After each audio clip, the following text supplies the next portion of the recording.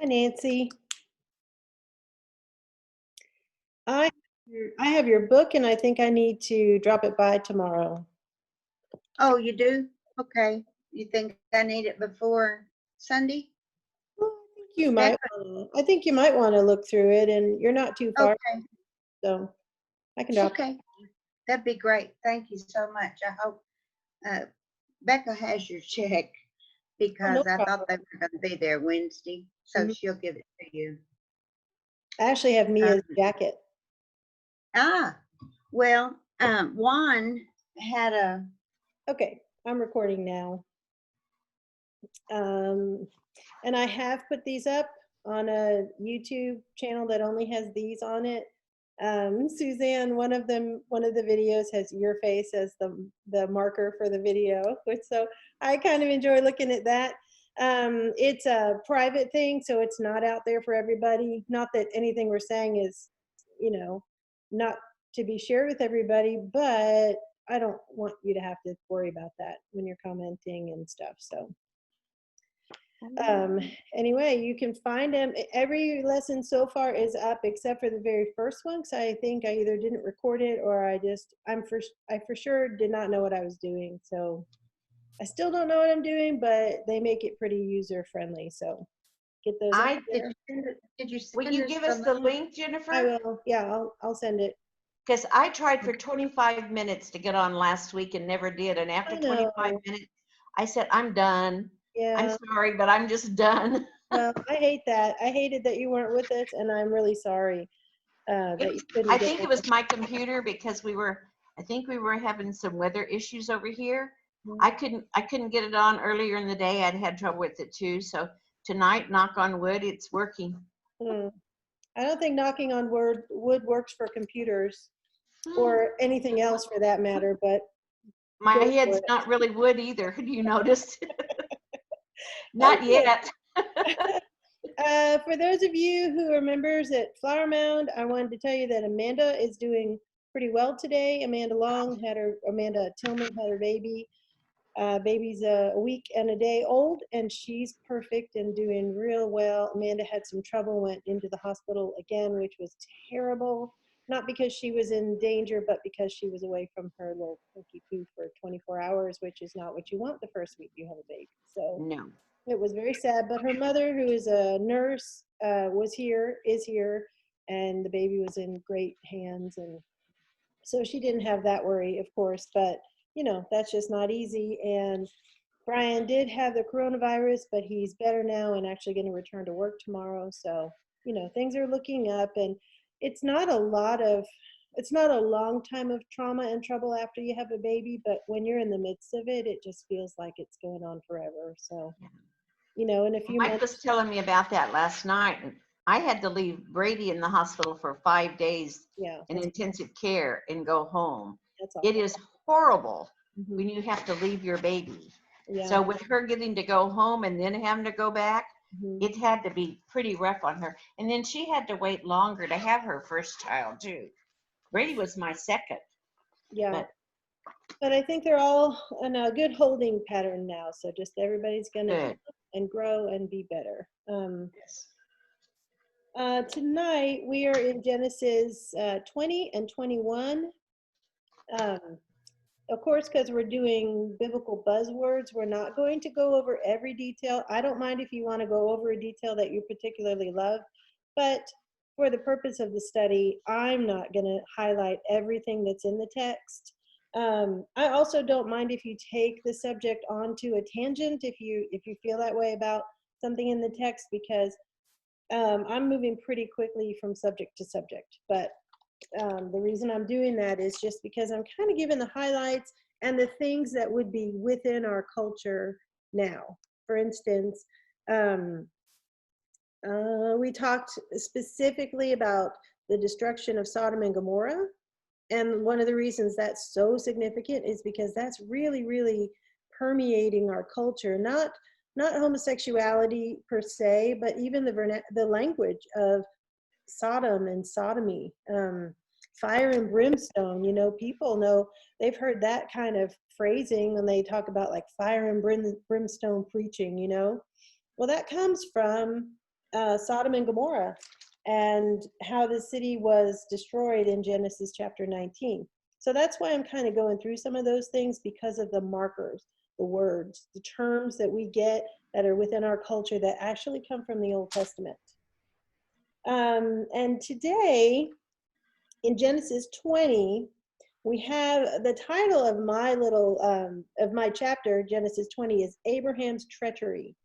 But this is like Abraham's treachery again, because this is the story of Abraham lying about Sarah being his sister.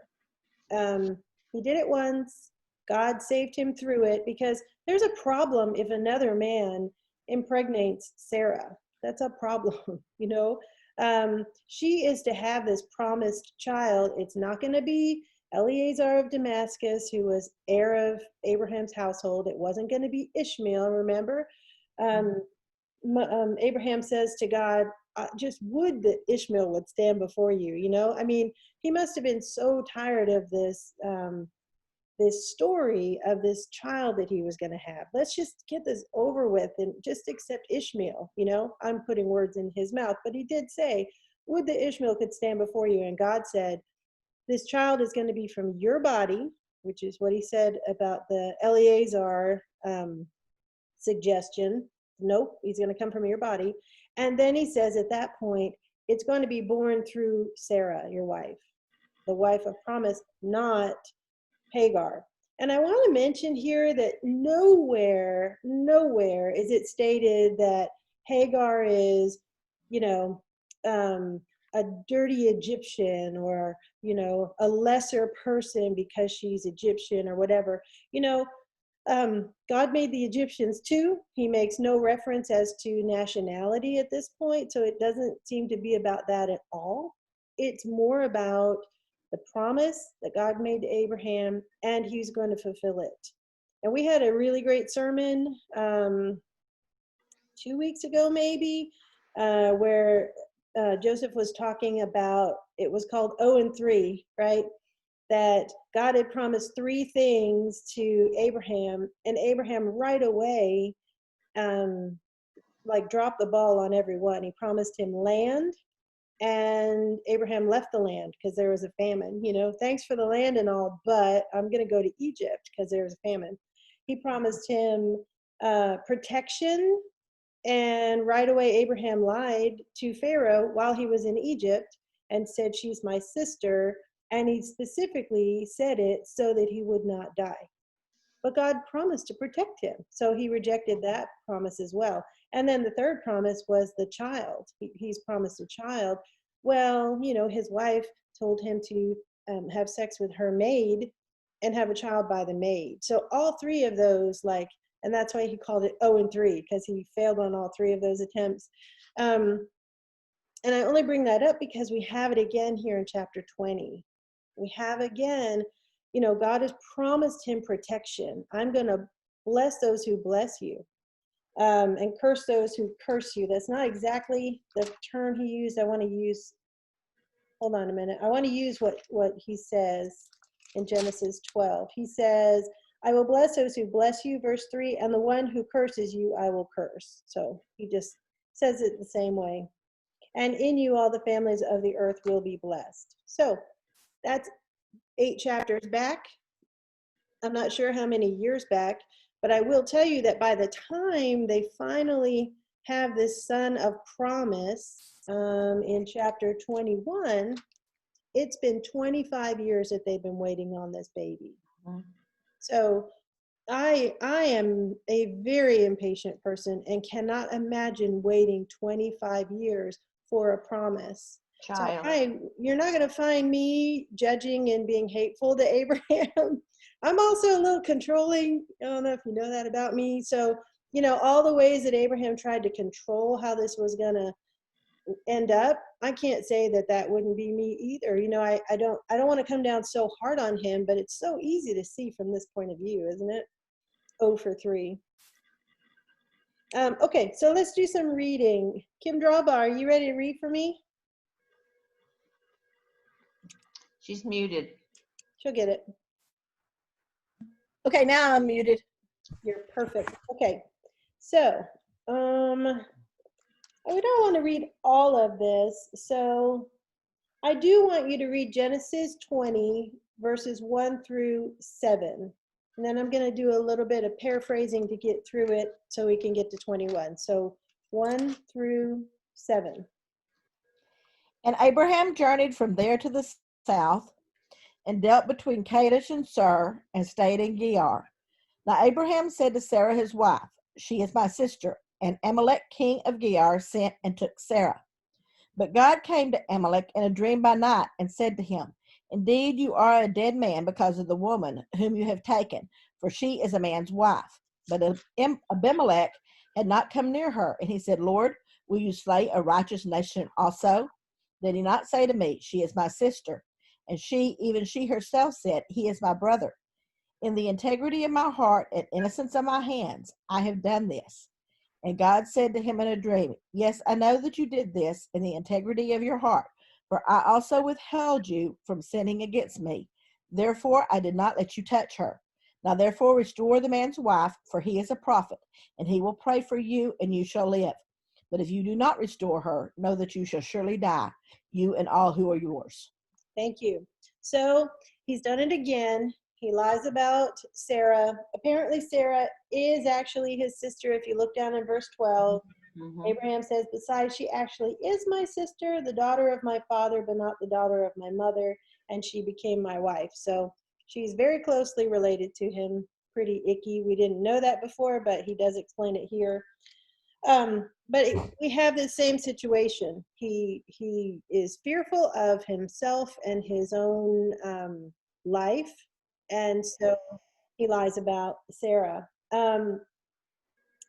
I couldn't help but notice this is now the third or fourth time that we see women who are being treated as currency, and I can't.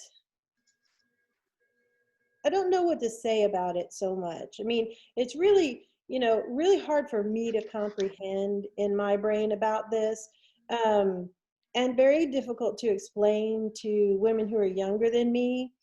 I don't know that God saw this as a-okay. This is a-okay, but I do want you to notice that in the New Testament, when slaves are spoken to, they're not um, told this is unfair, you should leave, all slaves should be free, no one should treat anybody that way. Slaves were bought and sold. And what they're told in the New Testament if you're a Christian slave, you're to be obedient. And you are to, it doesn't say you have to remain in the state that you're in, but there's no talk about freedom for you and justice and your rights being violated or whatnot. So I can only say that from the Old Testament, the views that they had of women, treating women like currency, it's pretty distasteful to me. I I believe that God is unhappy when his people are mistreated and treated poorly, but at the same time, our job is still to be obedient to God no matter what. I mean, that's the little speech I have about it because it's so distasteful. Lot offering up his daughters, Abraham now twice being a-okay. First of all, let's lie. And second of all, you're going to be taken by this man and he's probably going to have sex with you. And that's a-okay because he's not going to kill me. To me, it's mind blowing that would be okay. So that's my little rant about that subject because I just don't think it can be ignored. Any comments on that? Hey Alexa, will you pull the pizza crust out of the fridge for me? Yeah, Sorry. but back then, women were counted with the animals, which I think is very distasteful, that they were not counted as equal because in the beginning, when God created Adam and Eve, he did not say, you are half a person and you're not of value. In fact, he created Eve to be a helpmate to Adam. So I don't know where it lost its value in there, somewhere in between. But, we're teased about it, about us being counted with the animals back then, but it's not funny because that's very distasteful that they disrespected women so badly. I'm like you. I think it's a little rant, but I'm like, that's not what God intended. He didn't intend for women to be treated like that. Well, and where I feel like I can handle it and kind of deal with it in my own head, I don't want to think about my daughters being treated that way. You know, Right. so that's unpalatable for me. And I want you to notice, though, that women so far have had a voice in the Bible. We did hear Eve's voice, you know, we did hear what she had to say. And Sarah has had her husband's ear. She's spoken to him and gotten her way with him. And there will be lots of women's voices in the Bible. So I don't see here that God treats them as lesser. But I do see that certainly the men in the room treat him less. Um, so we have this encounter with God and Abimelech because Abraham has lied. She's my sister. She also said, yeah, he's my brother. And God says, you're a dead man. Which I just like that phrasing. Behold, you're a dead man because of the woman whom you've taken, for she's married. Again, notice that marriage is being held in honor, and it's important. You know, it's not just what, you know, people might say nowadays, it's just a little piece of paper or whatever. It's a serious thing. And Abimelech knew it was serious. And remember, Pharaoh knew it was serious too. You know, he defends himself, you know, didn't he say, and didn't she say, and I didn't do this on purpose, and I'm innocent. Are you going to destroy a whole nation? Now that seemed out of place for him to say. In verse 4, will you slay a nation even though blameless? But if you look down at the end of the chapter, we find out something that we're not told right now, and that is verse 18, for the Lord had closed fast all the wombs of the household of Abimelech because of Sarah, Abraham's wife. So somehow Abimelech must have known that, because that would be the death of a nation. No babies, no offspring. They would die off. And so, you know, he wants to know, are you going to, none of us knew this. So it's a mistake, honest mistake. We didn't know, you know, will you slay the whole nation?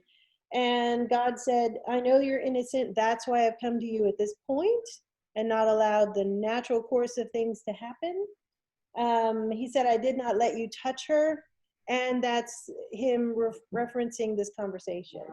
And he says, and verse 7 is very important because he calls Abraham a prophet.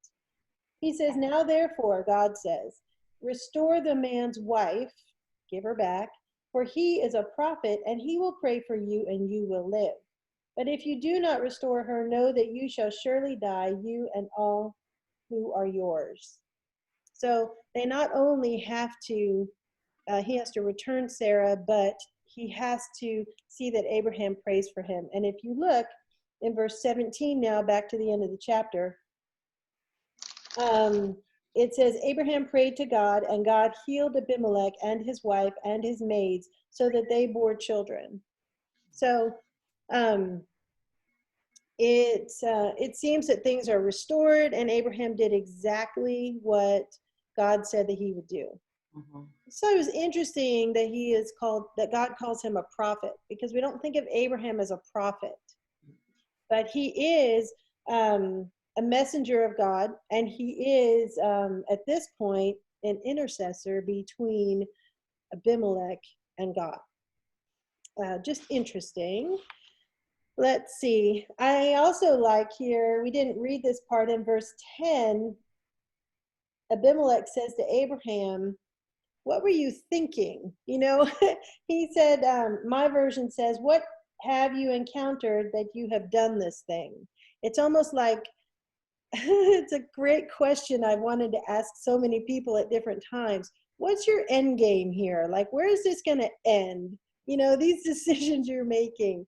And, you know, Abraham does explain in verse 11, because I thought, surely there's no fear of God in this place, and they will kill me because of my wife, you know. And then he says, actually, I mean, she is my sister. Anyway, Jen yeah. says, what did you have in view that you have done this thing? I like Have you wanted to ask your boys that sometimes? Like, where's this going? what was your plan here? Oh, And I just love that they have this conversation. What were you thinking? This is what my plan was. I was going to lie about her, um, and then Abimelech says in 15, "Behold, my land is before you. Settle wherever you please." So they end up having a peaceful relationship, and the only reason that it's a strained relationship anyway is because Abraham and all of his everything, I don't even know what you would call it, all of his servants, his household, his flocks, he is a very, very wealthy person and a force to be reckoned with. Remember how he interceded with the four kings? Let's see, was that back in chapter 13? He is an outcast, but that's chapter 14, the War of the Kings. But he's a force to be reckoned with. And so when he comes up to a place and there is a king, they have to have some kind of agreement, and he gets that with Abimelech. Okay, so now we are finally to chapter 21, and I only say it that way because after 25 years, God fulfills this promise to Abraham and Sarah. And verses 2 and 3, Isaac is born. I'm just going to read 1 through 4. Then the Lord took note of Sarah as he had said, and the Lord did for Sarah as he had promised. So Sarah conceived and bore a son to Abraham in his old age, at the appointed time of which God had spoken to him. Abraham called the name of his son who was born to him, whom Sarah bore to him, Isaac. Then Abraham circumcised his son Isaac when he was 8 days old, as God had commanded him. Mhm. So, reading this, there's no misunderstanding. This was Abraham and Sarah's son Isaac. And all the times that I've just laid on that point, that's what this is all about. It's about the bloodline. It's about the son of promise. It cannot be misunderstood any other way. And this is, I would say not as equal a miraculous birth as the virgin birth, because Sarah was not a virgin. Sarah did have all the lady parts, so she could have a baby. She just was very, very old and past the age that she should have been able to have a baby. Right? So, I'm 50. I'm like bumping up to menopause any day now, I keep thinking. And so to me, it seems miraculous, but it was not quite. A miracle is the only way it could have happened is that God made it happen. So it's not quite the same sort of miracle birth that a virgin birth is. But believe me, the people around knew that this was not normal. Verse 5, now Abraham was 100 years old when his son Isaac was born to him. Sarah said, "God has made laughter for me. Everyone who hears will laugh with me." And some of your translations might say joy. A baby would be a joyful thing. Let's hope she had good help at 90 years old. And she said, "Who would have said to Abraham that Sarah would nurse children? Yet I have borne him a son in his old age." So it is known, people around know. It's obvious, I would say, even though she was beautiful. It's obvious that she is too old to have this child. Anybody have anything up to verse 7 there? She says in his old age, she's not a young chick. I Yeah. mean, I'm just thinking, I'm older than you, Jennifer. I have children older than you, and I can't even think about wanting to have a child at my age. Mm. That would be like, no, I was so far done a long time ago. My baby's 50. Yeah. It's I gotta say, when Bonnie was born, she was a super, super meaty baby, like 30 pounds at 6 months. So she was pretty big, but my arms had to get accustomed to holding a baby again. When you're having babies and they're all around you, I think you just have muscles you don't realize you have. Then I hadn't really held one for a while, and even now, I've built up some muscles since she's been around, but man, sometimes it's like, let's just sit you on the counter, honey, you know? So I can't imagine 90 years old, you know, even having the strength to hold a baby. Yeah, Nancy? My mother was 47 when my youngest brother was born, and he was 21 years younger than her first child. Wow. So they had babies for a long time there. Yeah. I mean, a lot of people do that, but the other thing about their having a baby at her age, my dad was 15 years older than she. Oh, wow. So he was 58 when my baby brother was born. And I'm not 50. Wow. Yeah, that's right. 60, wait a minute. 44 and 15. He was 59. Yeah, 58. I think he was 58 and almost 59. Wow. So That's we've always said that incredible. my youngest brother was sort of a miracle baby, but Mm. my mama didn't particularly think so at the time. My daddy thought it was really neat, but mama was like, oh no. Yeah. Well, He was like a late menopausal baby, wasn't he? mm. Yes, It's like she did not Jennifer- know she was pregnant. She went to the doctor because she kept having stomach aches and not nausea, but just achy and not feeling good and couldn't figure out why. And, you know, none of the old home remedies were doing her any good. So when she went in, the doctor came out and he said, Mrs. Garner, you are not sick. You are pregnant. And she cried. I would have tried. But when she told my daddy, he went, woohoo. Oh, yeah. So, but For a man, it's a different thing than it is for a Right. woman. Oh, I for see. sure. yeah, and Sure. my little brother was precious and kept them young. And so, you know, it was a good thing, but she was not really ready to participate in all of that. Really. Well, you just got to go back to it. That's the thing, you know, Yeah. start all over again. Okay. Kim Drawball, you ready to read for me again? Yes. Could you read Genesis 21, 9 through 14? Okay. And Sarah saw the son of Hagar the Egyptian, whom she had borne to Abraham, scoffing. Therefore she said to Abraham, cast out this bondwoman and her son, for the son of this bondwoman shall not be heir with my son, namely with Isaac. And the matter was very displeasing in Abraham's sight because of his son. But God said to Abraham, do not let it be displeasing in your sight because of the lad or because of your bondwoman. Whatever Sarah has said to you, listen to her voice. For in Isaac your seed shall be called. Yet I will also make a nation of the son of the bondwoman, because he is your seed. What verse did you say to go And to? then read 14 too. Okay. So Abraham rose early in the morning and took bread and a skin of water, and putting it on her shoulder, he gave it and the boy to Hagar and sent her away, that she departed and wandered in the wilderness of Beersheba. Okay. So this is very important because we have a mess. I mean, family is messy anyway, but we have this mess. We have an extra child with a woman who is not of the same stature even of Sarah, right? I mean, Sarah was being used as currency. Well, this woman is beneath her. And she has a son who is an heir of Abraham. It is his son. This is his seed. So it's very, very important. And technically, he is the firstborn in Abraham's household. So he is the heir. And Sarah knows that.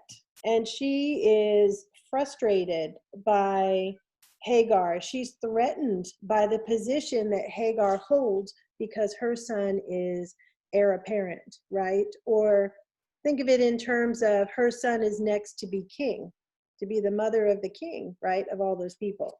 I'm just using that word to explain the ruler and the idea of what a patriarch was.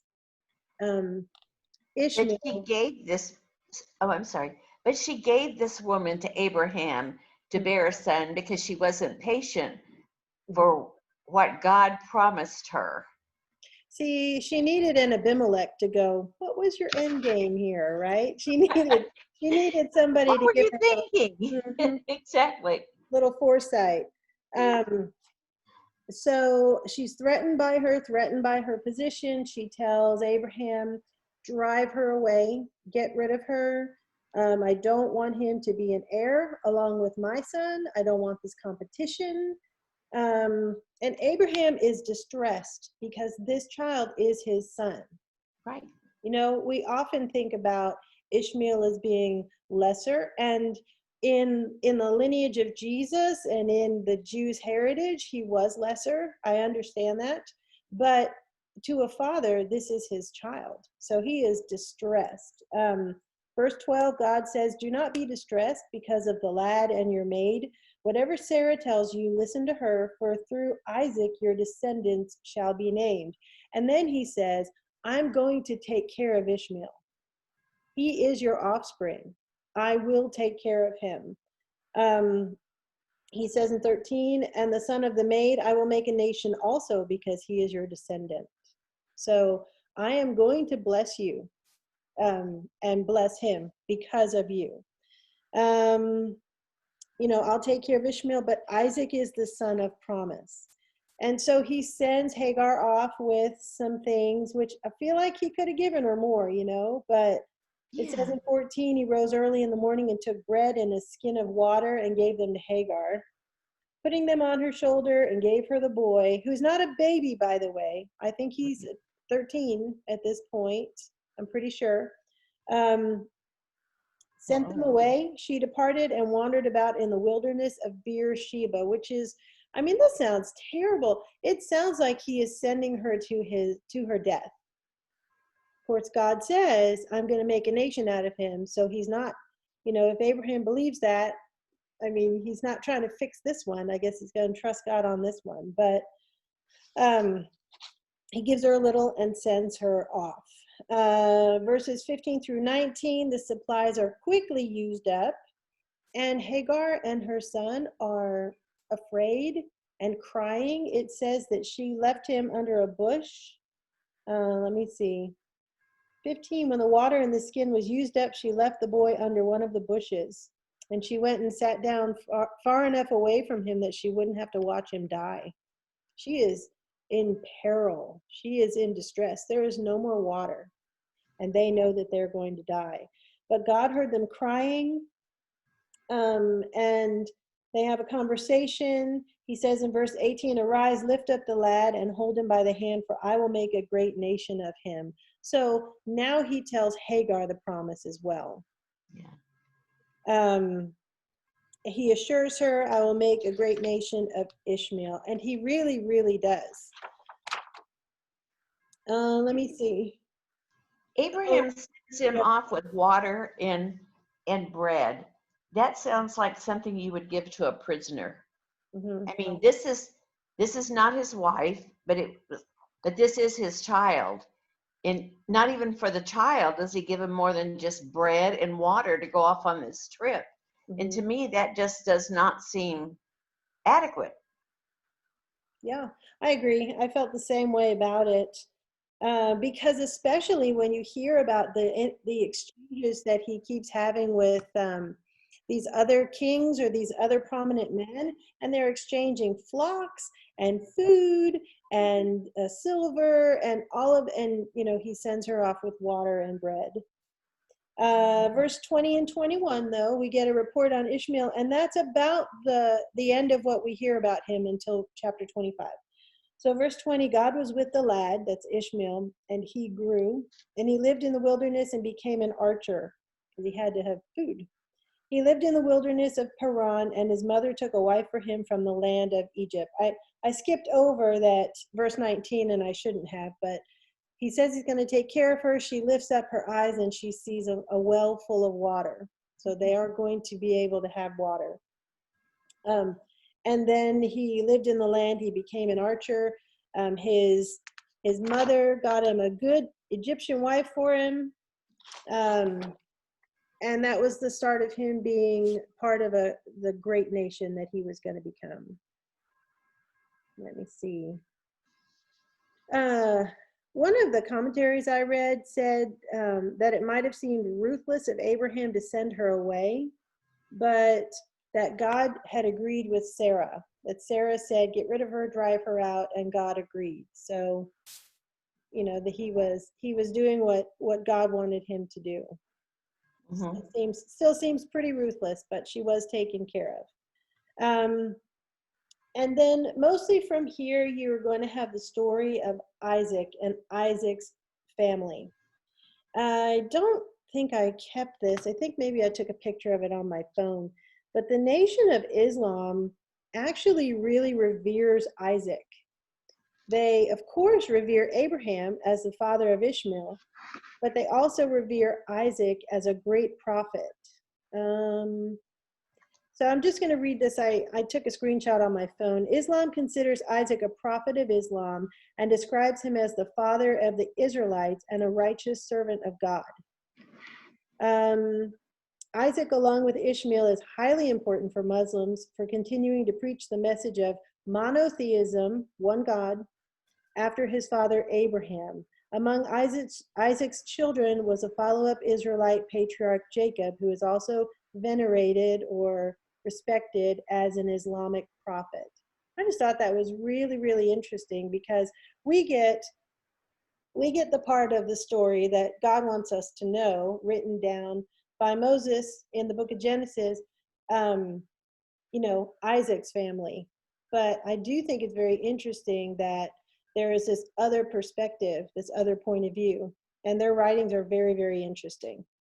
So anybody have anything else about the birth of Isaac? Because we're going to talk about Abimelech again in verse 22. Just very quickly, we'll talk about him. But I do want to tell you that I'm not sure this is the same guy that we talked about in chapter 20. And here's why. Abimelech was actually a general term like king, pharaoh, we would say president. So it is the term of a leader. Whether he is the same leader as before or not doesn't really change the story very much. So I didn't think it really mattered, but I did think we at least ought to mention that it might be a different leader. But we do know that this Abimelech in verse 22 knows Abraham, and he says to him, God is with you in all that you do, right? So don't know how he knows who God is necessarily, but this is what he says to him. He wants to know in verse 23 that you are going to not come against me and fight against me. He wants assurances that because God is with Abraham and will make him victorious if he goes against Abimelech, that Abraham's not going to do that, right? So he's trying to make a treaty with him right away, and Abraham agrees in verse 24. Let's see. But after they have this agreement, Abraham complains about a well, that there was this trouble between them about a well, which there was often trouble about wells because they were needed for life and settlements. And even today, I don't recommend you go down this rabbit hole, but there is such an interesting problem going on in America with water rights and who owns water and where the water is coming from, and it's fascinating / troubling when you start studying that. But anyway, they had trouble with water rights as well.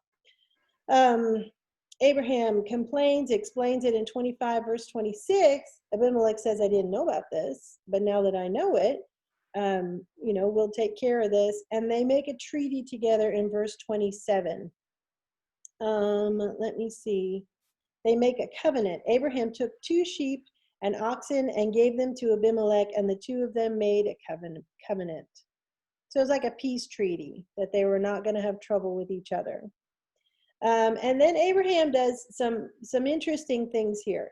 In verse 28, he set 7 ewe lambs of the flock by themselves when Abimelech is asking about this. he says in verse 30, you shall take these 7 ewe lambs from my hand so that it may be a witness to me that I dug this well. So it's just more pomp, I would say, more ceremony so that it can be marked as an occasion. And then let's see, I thought it was of particular interest in verse 33 that Abraham planted a tree. This is the only time we're told about that. I have a little bit of an obsession with trees. I love trees and I love learning all about them. He planted a tamarisk tree at Beersheba, which is really more like a bush. It's a very cool bush. Deciduous tree, which means every winter it gets rid of all of its flowers and leaves. And there he called on the name of the Lord, the everlasting God. So as a memento, I guess, or as a memorial, he plants this tree, which is super cool. Actually, hold on a minute. Yeah, go ahead, Fiona. My definition says grove, not tree, so that sounds like he planted more than a tree. Well, to be honest, it would become a grove because it's that kind of tree. It's a flowering tree that would grow and it would spread. So I think that that's probably, and remember, all of this is written down by an editor, Moses, much, much, much later. So that would work. I was gonna read a little bit about the tamarisk tree. I wonder if I can, I'm gonna share my screen, so hopefully you can see it. Oh, yep, Suzanne's got one pulled up. Oh, yeah. Uh-oh. Oh yeah, here it is.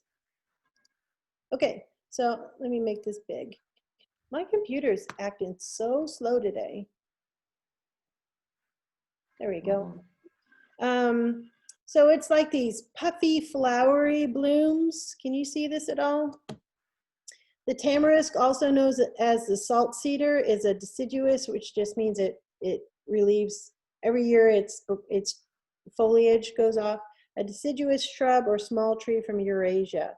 They're about 25 feet tall, and there are all sorts of things that you can do with it. But you could see that if there was a tree there that looked like this pink blossoming, 500,000 seeded tree, it would be distinctive. Wouldn't you think? It's over by that pink tree. All kinds of uses for it, all kinds of medicinal uses for it. I just thought it was really interesting that the Bible specifically names a tree, and it says that Abraham planted it. It's also very cool that, that was part of what Adam was told to do in the Garden of Eden, right? So. Name all the trees. Well, work the garden. Okay, so that's the end of that. And then we get to chapter 22, which I think we can probably go through pretty quickly. But chapter 22 and the offering of Isaac is a big deal. It's mentioned twice in the New Testament. The people of Jesus's time knew that Abraham had been tested by God in this way. And when I use that phrase, tested by God, that's exactly what I mean. There were times that God tested his people. People say, oh, God doesn't test people, but he did. In fact, if you turn to Hebrews 11, I think verse 17, it says, by faith, Abraham, when he was tested, offered up Isaac. So we're told that that's exactly what it was. He did not fail this test. We're going to read here in Genesis 22. But, I wanted to read this to frame as to exactly what's happening here. And we're going to go back to Hebrews 11 in a minute. But first, go back to Genesis 22. Let's see. And I kind of want to nutshell this somewhat, but I do want Kim, if you'll read for me verses 1 through 8 and get us started on the story. Now it came to pass after these things that God tested Abraham and said to him, Abraham, and he said, Here I am. Then he said, Take now your son, your only son Isaac, whom you love, and go to the land of Moriah, and offer him there as a burnt offering on one of the mountains of which I shall tell you. So Abraham rose early in the morning and saddled his donkey, and took 2 of his young men with him, and Isaac his son. And he split the wood for the burnt offering, and arose and went to the place of which God had told him. Then on the 3rd day, Abraham lifted his eyes and saw the place afar off. And Abraham said to his young men, Stay here with the donkey. The lad and I will go yonder and worship, and we will come back to you. So Abraham took the wood of the burnt offering and laid it on Isaac his son. And he took the fire in his hand and a knife, and the 2 of them went together. But Isaac spoke to Abraham his father and said, My father? And he said, Here I am, my son. Then he said, Look, the fire and the wood, but where is the lamb for a burnt offering? And Abraham said, My son, God will provide for himself the lamb for a burnt offering. So the 2 of them went together. Okay. Then they came to the place where God had told him. Yeah, that's good. Stop right there if you will. So we have the reason for this. The reason is that God tested Abraham, verse 1, and called him and said, I think this is interesting. Take now your son, your only son, whom you love, Isaac. We know it's not his only son, but that is the way that he's referred to. And offer him as a burnt offering on one of the mountains of which I will tell you. We're not told at all if there was any talking back or any questioning or any asking why. We're not told about that, but we are told that early the next morning, Abraham rose and did what he was told to do. Back down in Hebrews 11, it actually says that he believed that God could raise Isaac from the dead. He believed that God could do that. So with that information, it's helpful to read this because we know that Abraham believed that this was the son of promise. And why would you kill the son of promise? So he believed that God would raise him from the dead. I also thought it was interesting that he took 2 of his young men and Isaac. So I don't know if that was to help him tie down his son, help him to do what he was told to do. And when he's questioned in verse 7, Isaac is like, we don't have what we need for this. What I thought was real interesting about that was this sounded like there was some previous knowledge about sacrifices, because Isaac knows we've got the fire and the wood, but we don't have the actual animal that we're to be offering. So there must have been sacrifices like this already. And, I try real hard not to, put things into the text, but that is what I understand from this. So up to this point, we're not told that God has ordered them to offer sacrifices, but we have seen them along the way. In verse 9, Abraham built an altar, arranged the wood, bound up his son Isaac, and laid him on the altar on top of the wood. Now, I don't know how old Isaac is here. I don't have information about that. I haven't been able to find it anywhere. I know in the very next chapter, Sarah dies. And in the next chapter after that, Isaac gets a wife. So I know that there are years passing in between these chapters. They don't happen the very next day. And we know that he's old enough to understand what should have been in their hands if they were making a sacrifice, old enough to walk himself up the mountain, right? So this isn't infant. Go ahead, what's that? And carry the wood. Yeah, and help, right? Right, and help carry. And then verse 10, Abraham stretched out his hand and took the knife to slay his son. Not to make that little fake gesture like he's going to, but to actually slay his son, do exactly what God told him to do. Verse 11, but the angel of the Lord called to him from heaven and said, Abraham, Abraham. And he said, here I am. He probably said, whew, here I am.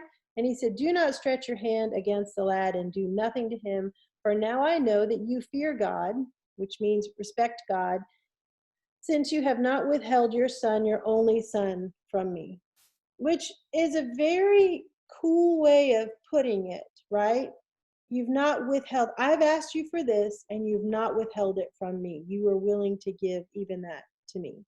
I don't think about that when I think about Abraham being tested and slaying Isaac. I think of, his obedience was beautiful. His submission was great, but God says you would have given me even that, given that up for me. So I just like that perspective, and I appreciate it.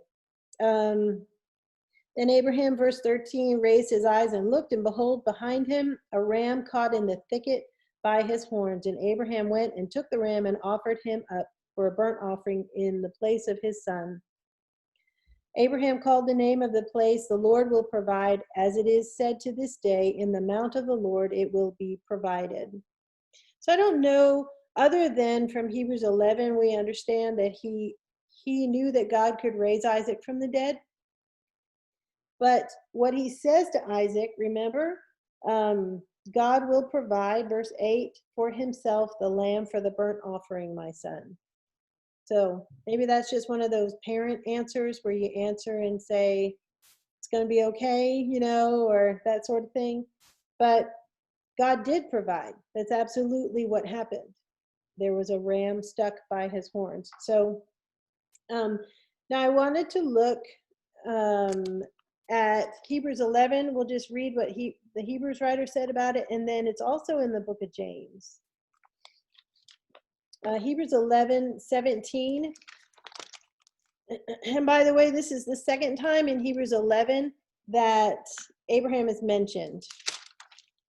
He's mentioned in verse 8, and he is honored for leaving, when he was 75 years old, leaving his father's house, going to the land of promise. So now we're in verse 17, Hebrews 11:17. By faith, Abraham, when he was tested, offered up Isaac, and he who had received the promises was offering up his only begotten son. And it was he to whom it was said, in Isaac your descendants shall be called. He considered that God is able to raise people even from the dead, from which he also received him back as a type. So we're not going to go into the type, anti-type that's here in Hebrews, but we are told his motivation for his obedience: full faith, full trust. He had no problem doing what God told him to do. And he's honored for that. It's amazing. I can't even fathom that. And then a few pages over in James chapter 2. James is an awesome book that has to do with, this idea of the gospel of health and wealth. If you do good, God's going to bless you. If you do bad, God's going to curse you. So if you're haggard and worn and are having a hard time, then you must not be living right. That's kind of how they looked at people in those days. And James says it's not how you look at people. It's an awesome book about that. But also, James is just so clear on some of the stuff he says. So here he is in James 2 talking about faith and works. And I guess there's a forever fight about faith and works, right? Let's see. He is in verse 21. Well, I'll go to verse 20.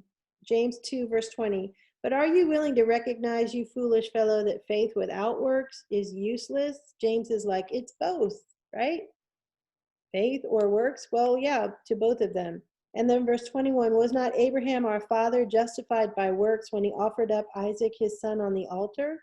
You see that faith was working with his works. As a result of the works, faith was perfected.